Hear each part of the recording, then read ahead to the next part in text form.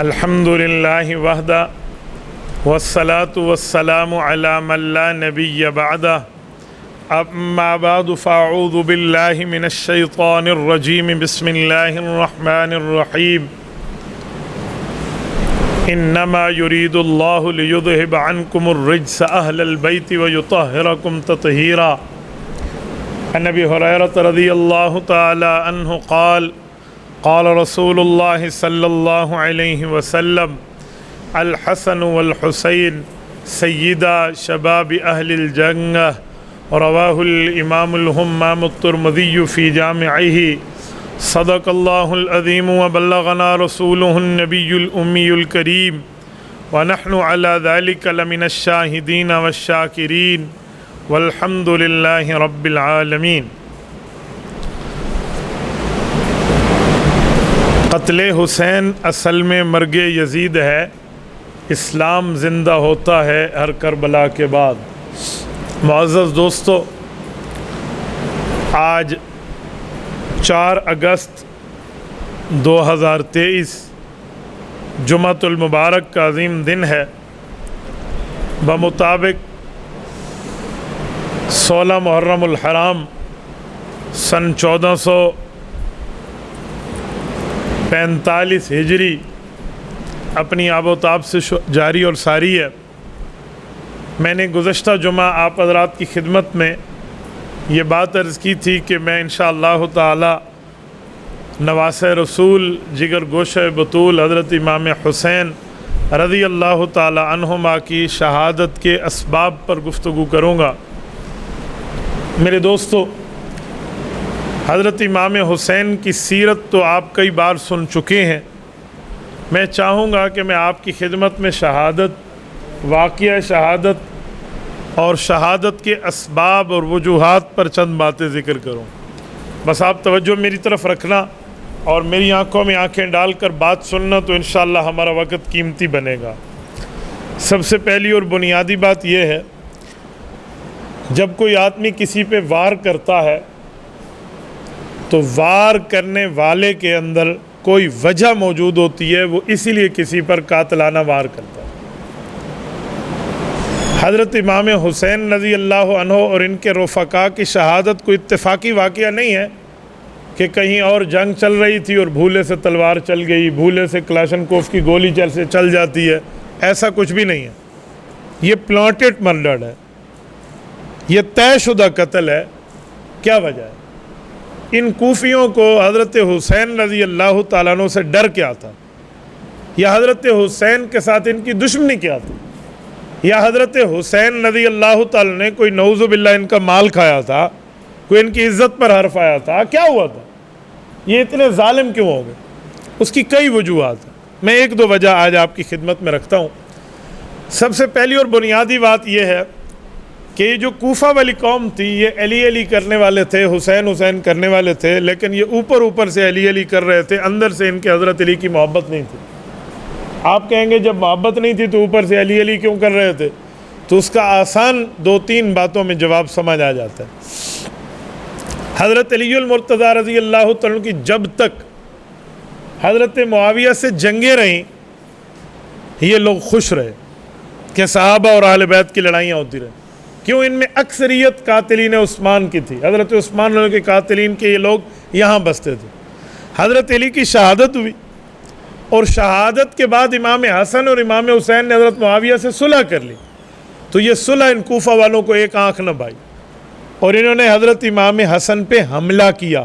تاریخ کی کتب میں آج تک موجود ہے کہ امام حسن پہ حملہ کیا، ان کو نیزہ مارا، ان کی ران زخمی ہوئی، ان کی ران اتنی زخمی ہوئی کہ ایک بہت بڑا زخم بن گیا، تا وقت ہے کہ امام حسن نے یہاں سے ہجرت نہ کی۔ کوفہ آئے ہوئے تھے، یہاں سے ہجرت کر کے واپس مدینہ آئے۔ امام حسن تو حضرت علی کے ساتھ کوفہ میں رہنے آئے تھے، کیونکہ حضرت عمر نے کوفہ شہر بنایا تھا، حضرت علی نے کوفہ شہر بسایا تھا، تو انہوں نے تو دارالخلافہ سے بنایا تھا، لیکن امام حسن چھوڑ کے گئے۔ آج بھی حضرت امام حسن کی قبر مدینہ طیبہ میں کیوں ہے؟ مدینہ میں ان کے والد کی قبر تو کوفہ کے قریب ہے، تو کوفہ میں رہائش کے لیے گئے تھے، تو امام حسن واپس کیوں آئے؟ وہ انہی کوفیوں کی بے وفائی کی وجہ سے کہ یہ لوگ صلح علی پہ بھی خوش نہیں تھے، صلح حسن پہ بھی خوش نہیں تھے۔ تو امام حسن تو ان کی چنگل سے نکل آئے نا، حضرت حسین کو بھی ساتھ لائے، اپنے دوست قیس بن سعد بن عبادہ صحابی کے بیٹے حضرت حسن حسین کے بچپن کے یار ہیں، ان کو بھی ساتھ واپس لائے، اور یہ مدینہ طیبہ میں آ گئے، اور یہ مدینہ طیبہ میں محفوظ رہے۔ حضرت حسن نے صلح کی، 19 سال اس کے بعد حضرت معاویہ کی حکومت چلی ہے۔ اس 19 سالوں میں کتنے مہینے آتے ہیں آپ حساب لگا لیں، کتنے ہفتے آتے ہیں آپ حساب لگا لیں، کتنے دن آتے ہیں آپ حساب لگا، کسی ایک دن بھی ان بھائیوں کو حضرت معاویہ سے گلا نہیں رہا۔ محبت، پیار، تعلق، عقیدت، آنا جانا، دوستی، احترام، اکرام، مقام، یہ چلتا رہا۔ حضرت حسین رضی اللہ تعالیٰ عنہ حضرت معاویہ کے بعد بھی زندہ رہے، لیکن حضرت حسن تو حضرت معاویہ کی زندگی میں انتقال فرما گئے، اور حضرت معاویہ کو حکومت سپرد کیے ہوئے ابھی 10 سال ہوئے تھے۔ امام حسن رضی اللہ تعالیٰ کی شہادت ہوئی، اور وہ اپنی والدہ کے قدموں میں جنت البقیع مدینہ طیبہ میں ان کی قبر آج بھی موجود ہے۔ لیکن ان کوفیوں کے دل میں یہ تو تھا نا کہ ہم بدلہ نہیں لے سکے امام حسن سے، تو وہ آگ انہوں نے حضرت حسین پہ نکالنی تھی۔ ان ظالموں نے حضرت حسین رضی اللہ عنہ کو جو خطوط لکھے ہیں کہ آپ ہمارے پاس آئیں، آپ ہمارے پاس آئیں، آپ ہماری امامت کریں، ہمارے پاس بیٹھیں، ہمیں دین سکھائیں، ہمیں سنت سکھائیں، ہمیں اسلام سکھائیں، حضرت حسین ان کے پاس نہیں جا رہے تھے، کیونکہ بھائی کی وصیت یاد تھی کہ یہ لوگ ٹھیک نہیں ہیں۔ امام حسن واپس آ گئے تھے نا، تو یاد تھی، حضرت حسین نہیں گئے۔ حضرت معاویہ کے بعد جب یزید تخت پہ بیٹھا تو اس وقت بھی حضرت حسین کوفہ نہیں گئے، مکہ آ گئے، مکہ مکرمہ میں یزید کی بیعت بھی نہیں کی، مکہ مکرمہ تشریف لائے، اور مکہ مکرمہ حضرت حسین 5 مہینے آ کر بیٹھے ہیں، پورے 5 مہینے، کوئی 1-2 دن کی بات بھی نہیں ہے۔ کوفی خط لکھتے رہے، حضرت امام حسین نہیں گئے۔ حضرت امام حسین شعبان کے شروع میں مکہ پہنچے ہیں، مکمل شعبان، مکمل رمضان، مکمل شوال، مکمل ذوالقعدہ، اور مکمل ذوالحجہ نہیں بلکہ ذوالحجہ کا پہلا عشرہ، تو یہ 4.25 ماہ بنتے ہیں، امام حسین نہیں گئے۔ ہوا کیا تھا، یہ خطوط لکھتے امام حسین کو بلانے کے لیے، اور حضرت حسین اپنے صحابہ دوستوں کے ساتھ یہ بات شیئر کرتے۔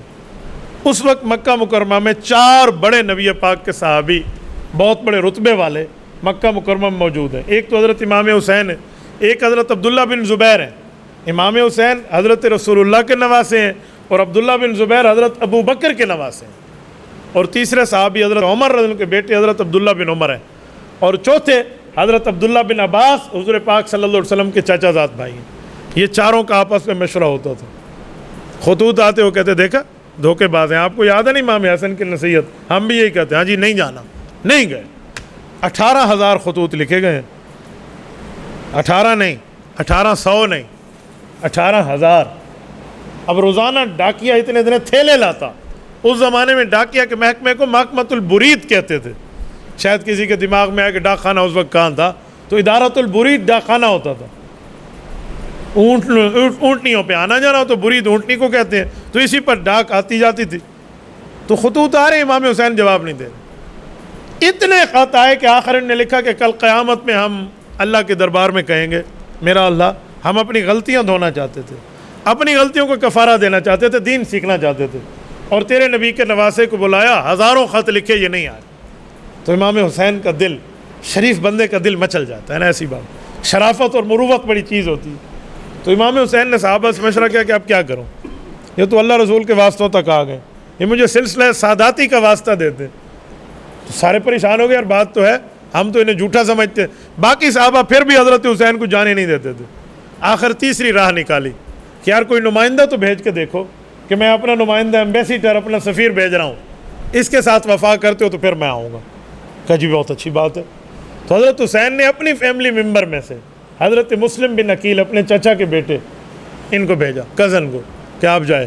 وہ بھی ود فیملی وہاں گئے اور وہاں رہے کوفہ میں۔ تو کوفیوں نے ان کے ہاتھ میں بیعت کی اور وعدہ دلایا اور یقین، بالکل ہم آپ کے ساتھ ہیں۔ تو کچھ دن رکے اور انہوں نے محسوس کیا کہ واقعی یہ تو سچے بندے ہیں، یہ تو واقعی حضرت حسین کے ساتھ مخلص ہے۔ تو اوپر سے اس وقت میں مخلص تھے، کچھ اندر سے کچھ اوپر سے، لیکن ڈرپوک قوم تھی یہ۔ بہرحال انہوں نے کنفرمیشن لیٹر لکھا کہ امام حسین کو کہ اچھے بندے ہیں، میرے ہاتھ پہ آپ کے لیے بیعت کر لی ہے، اور بالکل یہ بندے کہتے ہیں ہم آپ کے ساتھ ہیں، آپ آ جائیں۔ آج یہ لیٹر جب گیا حضرت امام حسین کے اپنی فیملی ممبر کا، تو جو صحابہ آپ روک رہے تھے حضرت حسین کو، ان کی بات تو پوری ہو گئی نا. انہوں نے کہا جی اب تو ہم کچھ نہیں کہہ سکتے. تو حضرت حسین نے کہا مجھے جانا چاہیے. اچھا یہ بھی یاد رکھیں حضرت حسین کوفہ لڑنے نہیں گئے تھے، یہ ذہن میں رکھیں. یہ تو ان کی دعوت پہ دین سکھانے گئے ہیں. لڑنے جاتے تو یزید کے دربار میں جاتے نا لڑتے. تو مکہ مکرمہ سے یزید قریب تھا، کوفی دور تھے. حضرت حسین تو ان پہ اعتماد کر کے دین سکھانے گئے ہیں نا، کہ ہو سکتا ہے وہاں پر اگر یہ بات طے ہو جائے کہ ہم یزید کے خلاف یہ بات کریں تو ایک طاقت کے ساتھ ہم یزید سے بات کر پائیں گے، چلو کچھ تو ہوگا. لیکن کوفیوں کی دعوت پہ گئے تھے. اس کا یہ مطلب نہیں ہے میں کوئی یزید کی تائید کر رہا ہوں، اللہ مجھے دنیا آخرت میں یزید کا ساتھ نہ دے. ہم کل بھی حسینی تھے، ہم آج بھی حسینی ہیں. لیکن میں حقیقت بتانا چاہ رہا ہوں کہ حضرت حسین کو بلایا کس نے تھا. تو جب حضرت حسین جانے لگے نا، تو حضرت عبداللہ بن عباس نبی علیہ السلام کے چچا زاد بھائی یہ کہتے ہیں میرے دل میں بار بار آ رہا تھا کہ اب بھی نہیں جانا چاہیے، لیکن میں کچھ کہہ نہیں سکتا تھا کیونکہ نمائندہ بھیج بیٹھے، اس نے بھی کنفرم کر لیا. تو حضرت حسین جب اونٹنی پر بیٹھے اور چلنے لگے نا، یہ بھی ذہن میں رکھیں مکہ مکرمہ سے کوفہ تک حضرت حسین کا سفر اونٹ پر ہے. اونٹنی پر تشریف لائے ہیں کیونکہ یہ ریتلا علاقہ ہے، یہاں پر گھوڑا نہیں چلتا.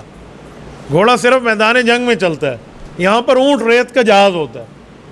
جب جانے لگے نا تو عبداللہ بن عباس پیچھے بھاگتے ہوئے آئے. یاد رکھیں عبداللہ بن عباس کا رتبہ حضرت حسین کے ساتھ کیا ہے، یہ بھی میں رشتہ بتا دوں. حضرت حسین کے نانا جان حضور علیہ السلام ہے. تو حضور علیہ السلام اور حضرت عبداللہ بن عباس کون ہے؟ چچا زاد بھائی ہے نا. تو نانے کا چچا زاد بھائی کون لگتا ہے؟ نانا ہی لگتا ہے نا. تو حضرت حسین کے عبداللہ بن عباس نانا لگتے تھے، یہ ذہن میں رکھنا. دوسرا رشتہ عبداللہ بن عباس کا، حضرت حسین کے والد حضرت علی. حضرت علی اور عبداللہ بن عباس بھی کون ہے؟ چچا زاد بھائی ہیں، تو اسی حساب سے چاچا لگتے تھے. اتنا بڑا رتبہ ہے عبداللہ بن عباس رضی اللہ عنہ. تو انہوں نے کہا حسین میرا اب بھی جی چاہتا ہے کہ آپ نہ جائیں، لیکن اب بات پوری ہے، نمائندے نے بھی کنفرم کر لیا. تو میری ایک آخری گزارش ہے کہ خدا کے لیے فیملی نہ لے جائیں، بچوں کو نہ لے جائیں. اور خدا کی قسم یہ بات 100% ان کا خدشہ صحیح ثابت ہوا. وہ سواری کے پیچھے بھاگ رہے تھے کہ خود بھی نہ جائیں. ان نے آپ کے والد کے ساتھ، آپ کے بھائی کے ساتھ کیا کیا، اور اگر جانا بھی ہے نا تو بچے نہ لے جائیں. لیکن حضرت حسین نے اس مشورے کو نظر انداز فرمایا. وہ سمجھتے تھے کہ جب میرے چچا زاد بھائی وہیں ہیں اور بات ہو گئی ہے اور ایک نہیں ہزاروں خطوط آئے ہیں تو اب مجھے ود فیملی جانا چاہیے. تو تشریف لے گئے. قسمت یہاں سے جب حضرت حسین چل رہے ہیں نا، ادھر سے کوفیوں کی وفاداری غداری میں بدل رہی ہے. کوفی روزانہ بیٹھ کے انتظار کرتے آج حضرت حسین آئیں گے، آ جائیں گے. انہوں نے ایک دن دیکھا ایک شاہ سوار آ رہا ہے، گھوڑے پر بیٹھا ہے، منہ پر کالا نقاب ہے اور اسلحے سے لیس ہے، اور گھوڑا دوڑاتے ہوئے بڑی دور سے آ رہا ہے. وہ خوش ہو گئے، حضرت حسین آ گئے. لیکن ان کے خون میں بے وفائی تھی نا، تو اللہ نے پوری کرا کے ان کو دکھائی. وہ حضرت حسین نہیں تھے، وہ یزید کی طرف سے ایک گورنر تھا جس کا نام تھا ظالم ابن زیاد. وہ بہت بڑا ظالم تھا. ابن مرجانہ ایرانی فارسی عورت کا بیٹا تھا، اور اس کا ظلم اس دھرتی پہ بڑا مشہور ہے. اس وقت تک کوفہ کے ایک گورنر صحابی تھے حضرت نعمان بن بشیر. یزید نے اسے ہٹا دیا اور دوسرا بھیجا. یہ ظالم آیا نا تو سارے کوفی جمع ہو کے اس کے قریب گئے اور انہیں منہ سے نقاب اتارا تو ان کی تو شکلیں پیلی ہو گئیں. یہ جانتے تھے اس کو بڑا ظالم آدمی. انہوں نے کہا کوفی ہو، میں تمہارے لیے یزید کی طرف سے تحفہ لایا ہوں. انہوں نے کہا کیا تحفہ؟ انہوں نے نیام سے تلوار نکالی. کہ یہ دیکھیے تم میں سے کسی نے حسین کا ساتھ دیا نا، میں تلوار کے ساتھ طے کروں گا. اس ایک تلوار کی دھمکی پہ یہ ہزاروں کوفی حضرت حسین سے وفاداری بدل کے غدار بن گئے. آج حقیقت بولی جائے نا تو یہ حقیقت کھلتی ہے کہ حضرت حسین کی شہادت ہوئی کیوں؟ اس ایک تلوار کے دیکھنے میں. ظالموں تم نے نواز رسول کو بلا رکھا ہے، وہ ود فیملیز آ رہا ہے آپ کے پاس. کوئی شرم اور حیا ہوتی ہے؟ اس بندے کا سر تن سے جدا ہوتا جو حضرت حسین کے لیے تمہیں دھمکی دے رہا ہے. لیکن یہ ڈرپوک قوم تھی جن کے ہاتھوں میں کل تک قلم تھے نا، خط لکھنے والے، آج انہی ہاتھوں میں تیر تلواریں آ گئی تھی. اور وہی مسلم بن عقیل جن نے کنفرمیشن کا لیٹر لکھا تھا کہ آپ آ جائیے، انہوں نے اسے اپنے شیر خوار بچوں سمیت شہید کیا. اس ایک ابن زیاد کے ڈر پہ کہ کہیں یہ راز فاش نہ ہو جائے کہ ہم حضرت حسین کو خط لکھ بیٹھے، ہم تو ادھر سے مر گئے ادھر سے مر گئے. حضرت حسین جب کوفہ کی طرف جانے لگے ہیں تو یہ گراؤنڈ بالکل تیار ہو چکا تھا حضرت حسین کی میدان جنگ کے لیے. حضرت حسین مکہ سے چل پڑے. حضرت حسین نے حج سے ایک دن پہلے وہاں سے سفر کیا. آج لوگ کہتے ہیں حضرت حسین حج پہ کیوں نہیں گئے تھے, تو حج سے ایک دن پہلے کوفہ کیوں آئے؟ انہیں کوئی ظالموں تمہارا دماغ ٹھیک ہے؟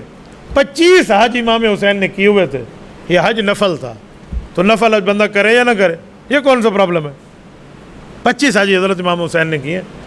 اور حج بندہ سوار ہو کے کرے نا سواری پہ, ایک قدم پہ 70 لاکھ نے کی ہے, اور پیدل حج کرے تو ایک قدم پہ 7 کروڑ نے کی ہے. حضرت امام حسین کے 25 حج پیدل حج ہے. ذوالحلیفہ سے احرام باندھتے تھے, ذوالحلیفہ مدینہ طیبہ سے, بئر علی جسے آج کل کہتے ہیں, 25 پیدل حج ہے. تو امام حسین پہ تو حج فرض ہی نہیں تھا, وہ تو کوفہ جا رہے تھے اپنے سفر کے لیے. تو یہ الزام حضرت امام حسین پہ نہیں آ سکتا کہ انہوں نے حج کیوں نہیں کیا. ایک ظالم ہے سرگودا کا, اس پر گستاخی کا فتویٰ بھی لگا اور وہ گرفتار بھی, اور اس کا جنازہ بھی جیل سے نکلا. اسی نے یہ لفظ لکھا تھا اپنی کتاب شہید کربلا میں کہ حضرت حسین نعوذ باللہ گویا اغوا ہو گئے. کہ جی کیوں ہوئے؟ کہ ورنہ حج پہ جاتے, حج کے ایک دن بعد حج شروع ہو رہا تھا. تو پھر اس ظالم نے ایک پھبتی کسی جس پر اسے سزائے موت بھی ہوئی تھی, گستاخی اہل بیت کا دفعہ لگا مولوی نیلی پہ. اس نے لکھا کہ پھر تو حضرت حسین سے نعوذ باللہ ضیاء الحق بھی اچھا ہے, کہ ضیاء الحق اس دور کا حکمران تھا, وہ حج پہ جاتا تھا, حضرت حسین حج پہ نہیں گئے. تو اس پر اسے جنازہ بھی پھر جیل سے نکلا. میں تو چاہتا تھا اگر پھانسی ہو جاتی تو فائدہ بھی تو ہوتا کہ گستاخ حسین کا حشر کیا ہوا ہے. لیکن بس اللہ محفوظ رکھے, ان کو یہ سمجھ نہیں آتی کہ نفلی حج ہے اس بندے پہ, فرضی بھی نہیں ہے. یار فرضی ہوتا تو بات بنتی. میں کسی وجہ سے سفر میں ہوں اور میں ظہر کے 2 نفل نہ پڑھوں, صرف فرض اور سنت پڑھ کے چلا جاؤں, تو میرے اوپر کوئی گناہ ہوگا؟ عجیب بات ہے. حضرت حسین کا نفلی حج تھا, وہ کیوں بیٹھتے؟ وہ تو اپنے سفر پہ جا رہے تھے, بیٹھ جاتے تب بھی ٹھیک, نہ بیٹھے تب بھی ٹھیک. حضرت حسین جب عراق انٹر ہونے لگے نا, تو حضرت حسین کو یہ اندھوناک خبر ملی کہ جسے نمائندہ بنا کے بھیجا تھا ان ظالموں نے اسے بھی شہید کر دیا. اور حضرت حسین کے سامنے وہی باتیں آئیں جو صحابہ کرام نے سواری چلتے وقت مہار پکڑی تھی. سواری چلتے وقت حضرت حسین کو کہا تھا کہ آپ نہ جائیں, آپ جائیں بھی تو فیملی نہ لے جائیں, خدا کے. حضرت حسین سمجھ گئے یہ تو معاملہ کیا کر رہے ہیں, تو انہوں نے اس وقت واپسی کا ارادہ فرمایا کہ میں مکہ مکرمہ واپس آ جاتا ہوں. اسٹریٹجک بدل لیتے ہیں, کوئی اسٹریٹجی اور بناتے ہیں, کوئی پالیسی بدل لیتے ہیں. لیکن اس وقت جو حضرت مسلم بن عقیل کے 2-3 بیٹے تھے نا, جو حضرت حسین کے قافلے میں تھے, انہوں نے کہا چاچو والد شہید ہو گیا ہے, بدلہ لیے بغیر ہم نہیں جائیں.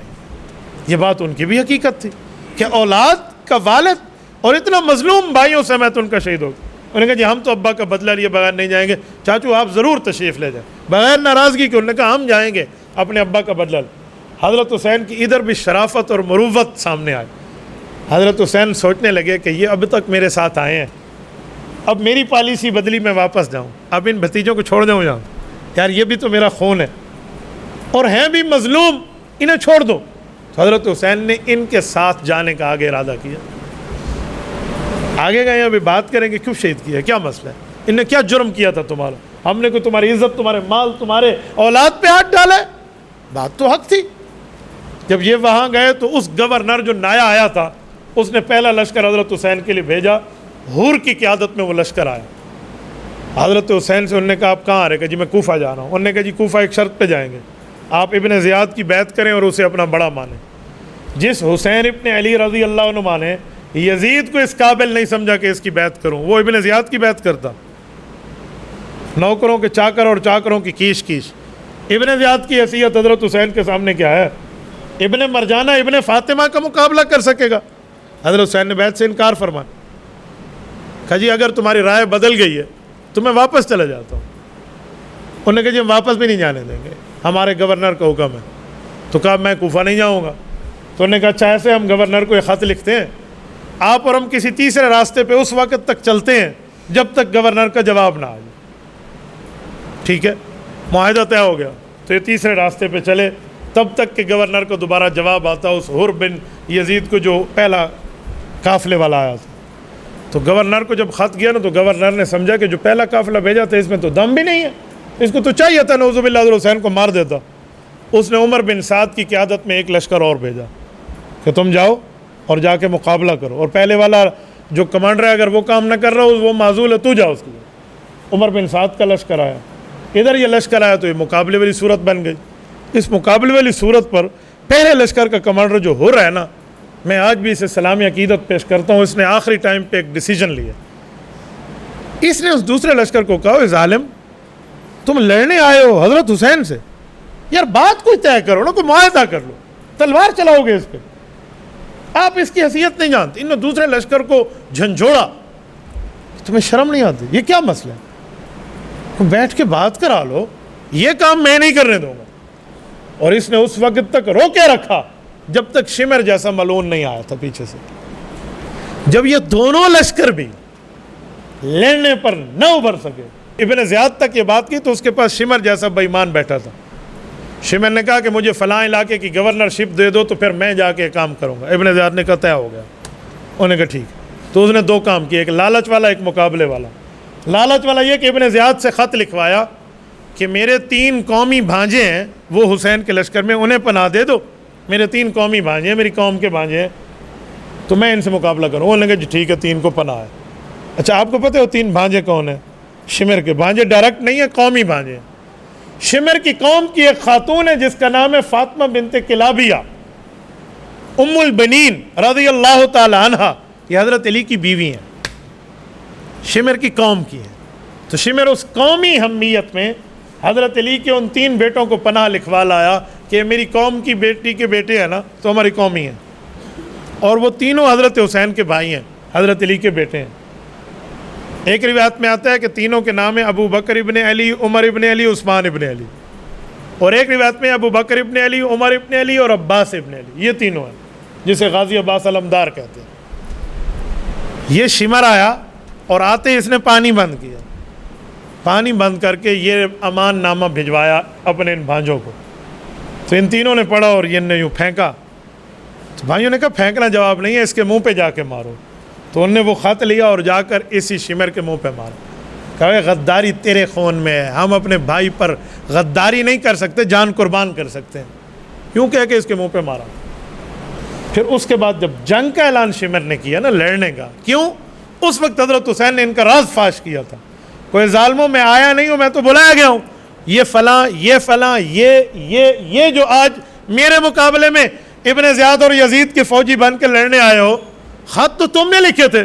اور یوں حضرت حسین نے خط بکھیر کے ان کے سامنے وہ تھیلے کھول دیے۔ اب ان کا دوسرا مسئلہ خراب ہو گیا، انہوں نے کہا راز فاش ہوتے ہوتے تو ہم نے مسلم بن عقیل کو شہید کیا تھا کہ ہمارے خط کسی کو پتہ نہ چلے، ہم تو ابن زیاد اور یزید کے ہاتھوں مارے جائیں گے، اب پھر مارے گئے۔ اس مسئلے پر انہوں نے حضرت حسین کے ساتھ جنگ کی۔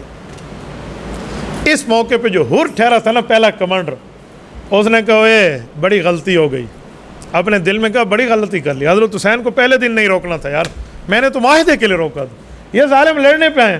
اس نے اپنے گھوڑے کو ایڑ لگائی اور وہاں سے نکلا اور حضرت حسین کے لشکر میں آیا اور آ کر کہا امام حسین میں معافی مانگا، مجھ سے غلطی ہو گئی، میں نے صرف آپ کا راستہ روکا تھا، میرا کام یہ نہیں تھا کہ معاملہ اس نہج اور اس اسٹیج تک جائے گا، کہ میں اپنی غلطی کا کفارہ یوں دوں گا کہ جہاں آپ کا پسینہ گرے گا وہاں اس حر کا خون گرے گا۔ یہ شہادت تک واپس نہیں گئے، اس نے حضرت حسین پہ جان قربان۔ اور میں سمجھتا ہوں کہ اس کی اگر پہلی کوئی غلطی ہے تو اس وجہ سے اللہ معاف فرمائے گا، اس نے یوں حضرت امام حسین کا ساتھ دی۔ یہ سیدنا امام حسین کی یہ شہادت ہے، یہ دردناک واقعہ ہے۔ میں یہاں جملہ شروع کروں نا، خدا کی قسم کوئی آنکھ نہ ہو جو اس پہ رو نہ پڑے، ضبط کے بندھن ٹوٹ جائیں جو ان ظالموں نے ظلم کے پہاڑ توڑے ہیں۔ حضرت حسین کو شہید کیا، پورے قافلے کو شہید کیا، حضرت حسین کے سب بیٹوں کو شہید کیا، اور اس کے بعد ایک بات کی ہے انہوں نے کہ خیموں کو جلا دو۔ خیموں میں تو خواتین بیٹھی ہیں، خواتین نے تمہارے خلاف کوئی تلوار نہیں اٹھائی، نبی کی صاحبزادیاں ہیں، نبی کی اولاد ہے، یہ کیا معاملہ؟ پتہ کیوں جلایا؟ وہی اپنے ثبوت مٹانے کے لیے کہ حضرت حسین کے پاس خطوط موجود ہیں نا ہمارے لکھے ہوئے، اور وہ خط چلے گئے یزید کے دربار میں تو ہم ادھر سے بھی گئے ادھر سے بھی گئے۔ یہ ہیں یہ بے وفا قوم جس وجہ سے امام حسن نے یہاں سے ہجرت کی تھی، جس وجہ سے امام حسن نے اپنے بھائیوں کو وصیت کی تھی کہ ان کی دام فریب میں نہ آنا، تو ان نے خطوط جلانے کے لیے خیمے جلائے، اور تمام خیمہ جاتوں تمام مخیمات کو ان لوگوں نے وہاں نظر آتش کیا تاکہ خط جل جائے۔ اور اس کے بعد حضرت امام حسین کے ساتھ یہ ظلم ہے کہ ان کا جسم مبارک وہیں رکھا اور ان کا سر نکال کے یہ یزید کے پاس لے گیا کہ ہم انعام لیں گے۔ یزید سے پہلے یہ سر مبارک ابن زیاد کے دربار میں گیا تو وہاں ایک انتہائی بوڑھے بزرگ صحابی تھے، انتہائی بوڑھے، بالکل بڑھاپے کا عالم، جو اس وقت موجود تھے جب انہیں یہ اطلاع ملی۔ تو ابن زیاد گورنر اپنی چھڑی سے حضرت حسین کے ہونٹوں پہ یوں مار کے کہتا تھا بڑا حسین چہرہ ہے۔ تو اس صحابی بالکل بڑھاپے میں جو ان کی کمر جھکی ہوئی ہے لاٹھی پر، ان نے اس وقت بڑا جرت مندانہ کلمہ کہہ کے اس ظالم کو کہا کہ ارفع قضیبک یا ظالم، یہ چھڑی یہاں نہ مار، جو ظلم تم نے کر لیا لیکن اس چھڑی کا اشارہ یہاں کرو گے۔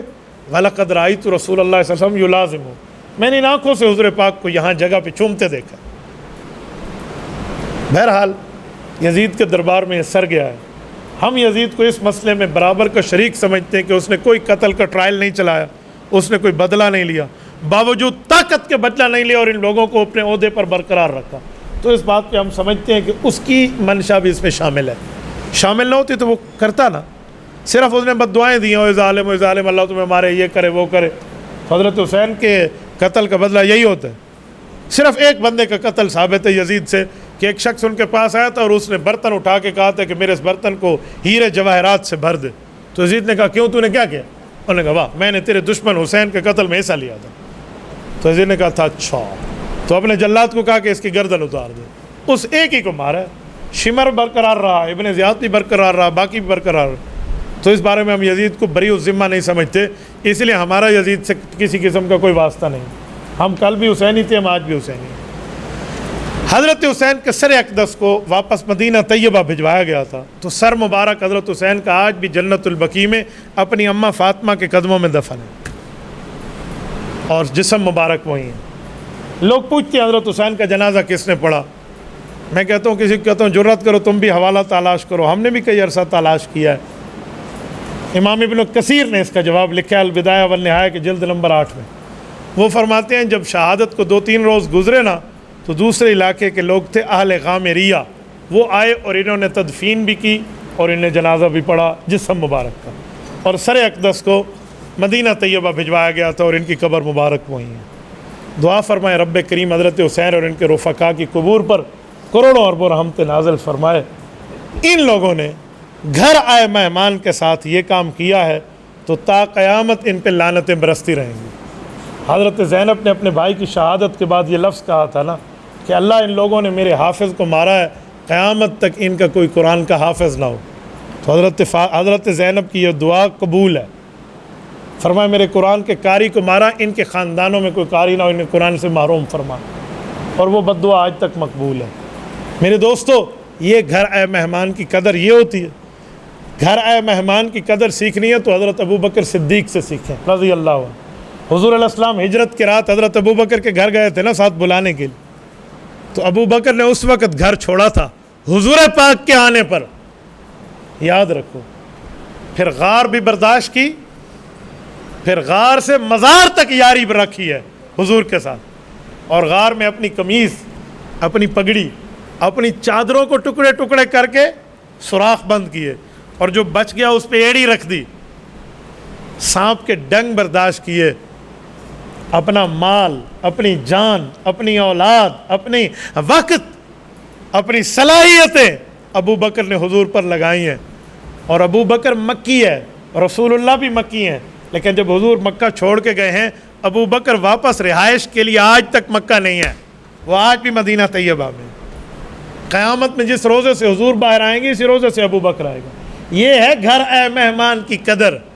لیکن جس طبقے کو نفرت ہو ابو بکر سے، جس طبقے کو نفرت ہو حضرت ابو بکر کی زندگی سے، اور جس کی زندگی میں ابو بکر کا بغض موجود ہو، وہ گھر اے مہمان کی یوں ناقدری کرتے ہیں جیسے ان کوفیوں نے حضرت حسین کی ناقدری کی۔ اللہ تعالیٰ ان قاتلین حسین پہ تا قیامت لعنتیں برسائے، اور شہدائے کربلا کی قبور پہ تا قیامت رحمتیں برسائے۔ اللہ تعالیٰ انہی کے نقش قدم پہ، شہدائے کربلا کے نقش قدم پہ ہمیں چلنے کی توفیق عطا فرمائے، اور ان کا فیض ہم سب امت کے نوجوانوں کو عطا فرمائے۔ اقول قولی ھذا واستغفر اللہ وآخر دعوانا ان الحمد للہ رب العالمین۔